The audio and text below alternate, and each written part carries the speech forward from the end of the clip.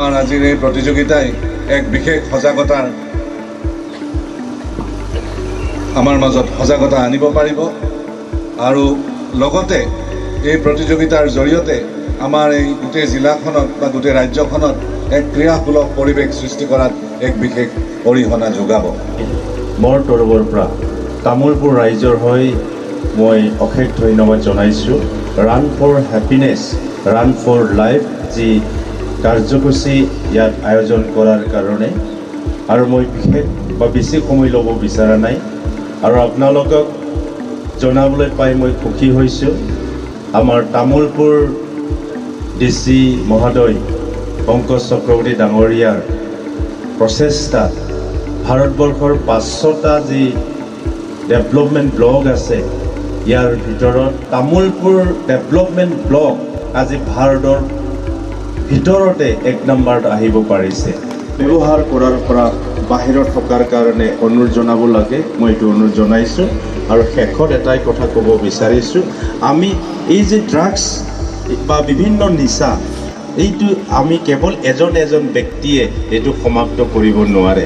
আমাৰ সমাজত দেখিছোঁ কেতিয়াবা যে কোনোবাৰ ল'ৰাই যদি ড্ৰাগছ খায়, তাক যদি বাধা দিব যায়, তাৰ মায়াকে কিন্তু এই বাধা দিয়া মানুহকে গালি পাৰে। আদৰণি ভাষণ আগবঢ়াবলৈ অনুৰোধ জনাইছোঁ তামোলপুৰ জিলাৰ আয়ুক্ত মহোদয় শ্ৰী পংকজ চক্ৰৱৰ্তী ডাঙৰীয়াক।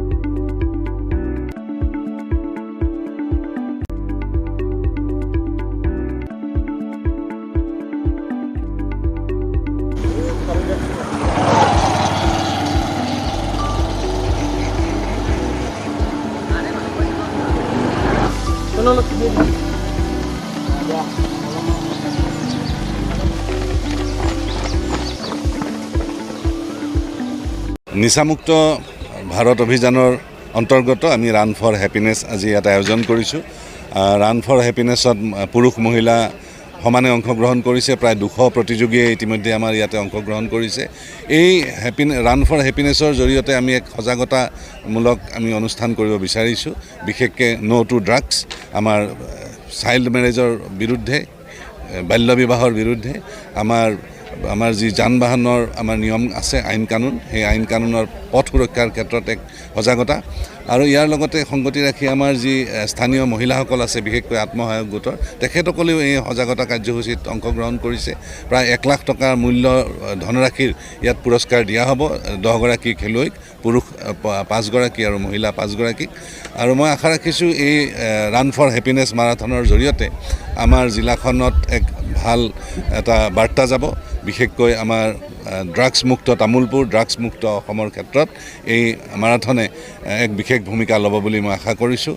গোটেই ৰাজ্যখনৰ পৰাই ইয়াত প্ৰায় 300 গৰাকী আমাৰ খেলুৱৈ এতিয়ালৈকে অংশগ্ৰহণ কৰিছে, হয়তো আৰু বাঢ়িব পাৰে। গতিকে এটা ভাল সজাগতা হ'ব বুলি আমি আশা কৰিব পাৰিছোঁ। প্ৰথমতেতো মই জিলা প্ৰশাসনক ধন্যবাদ জনাইছোঁ এনেকুৱা এটা অনুষ্ঠান আয়োজন কৰাৰ কাৰণে। মোৰ বোধেৰে এনেকুৱা অনুষ্ঠান দৰঙৰ দৰে অঞ্চলত প্ৰথমবাৰৰ বাবে কৰিছে। উদ্দেশ্য এটাই, আমি যাতে যি সামাজিক ব্যাধি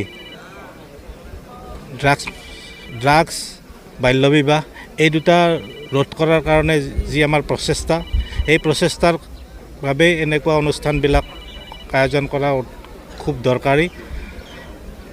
আৰু মই এই চেগতে এইটোৱে ক'ব বিচাৰিছোঁ, আমাৰ সমাজৰ পৰা এই সামাজিক ব্যাধিটো দূৰ কৰাত যিটো সজাগতা, সেই সজাগতা এনেকুৱা অনুষ্ঠানে অৰিহণা যোগাব। আৰু লগতে ল'ৰা ছোৱালীৰ উৎসাহ দেখি আমি খুবেই আনন্দিত হৈছোঁ। এই ৰান ফৰ হেপিনেছটো মই সফল হোৱাৰ কামনা কৰিলোঁ। ধন্যবাদ।